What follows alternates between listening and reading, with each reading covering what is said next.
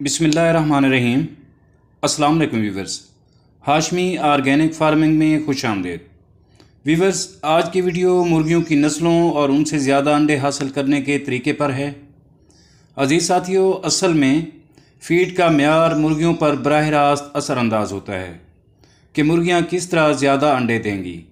अगर फ़ीड का म्यार बेहतर बल्कि बेहतरीन है और आप अपनी मुर्गियों को इजाफ़ी खुराक और सब्ज़ चारा वगैरह भी दे रहे हैं तो यकीनन आपकी मुर्गियों में अंडों की पैदावार भरपूर होगी।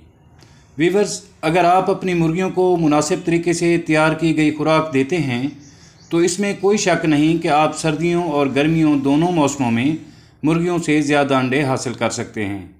लेकिन साथियों, कुछ नस्लें ऐसी भी होती हैं जिनको आप जितनी मर्ज़ी बेहतर से बेहतर खुराक दे दें वो अंडे नहीं बढ़ाती।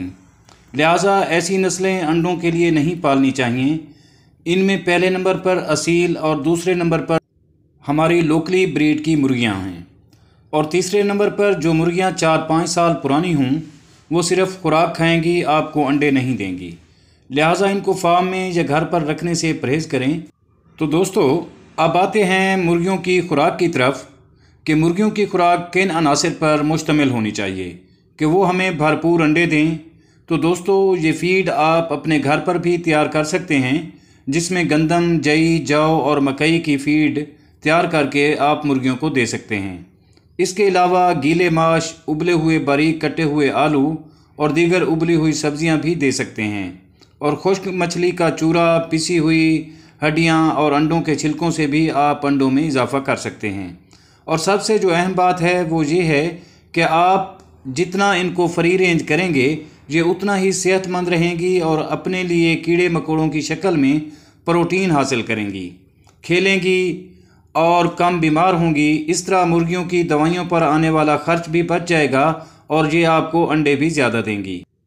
और दोस्तों, बताई गई खुराक देने से और इनको फ्री रेंज करने से आपकी मुर्गियों के अंडे और गोश्त प्योरली ऑर्गेनिक होगा।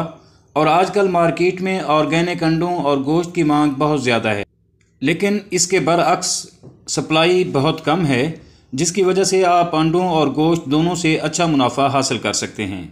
अगर नस्लों की बात की जाए तो गोल्डन, मिस्री और RIR नस्ल की मुर्गियां अंडों की पैदावार के लिए अच्छी नस्लें हैं। अगर आपको मेरी ये वीडियो अच्छी लगे तो वीडियो को लाइक और शेयर कर दें, और अगर आप दोस्त मेरे चैनल पर नए हैं तो प्लीज़ चैनल को भी ज़रूर सब्सक्राइब कर दें। बहुत शुक्रिया। दुआ है कि अल्लाह हम सब पर मेहरबान रहे। आमीन।